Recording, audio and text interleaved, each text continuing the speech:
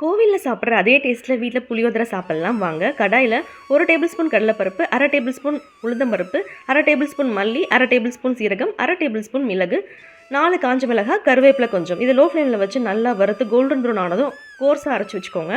அதே கடாயில் நிறைய நல்லெண்ணெய் விட்டுக்கோங்க. கொஞ்சமாக கடுகு, கடலைப்பருப்பு, வேர்க்கடலை, பெருங்காயத்தூள், கருவேப்பிலை, அதுக்கப்புறம் காஞ்ச மிளகாய் கொஞ்சம். இதை வந்து கோல்டன் ப்ரௌன் ஆகிற வரைக்கும் வறுத்துக்கோங்க.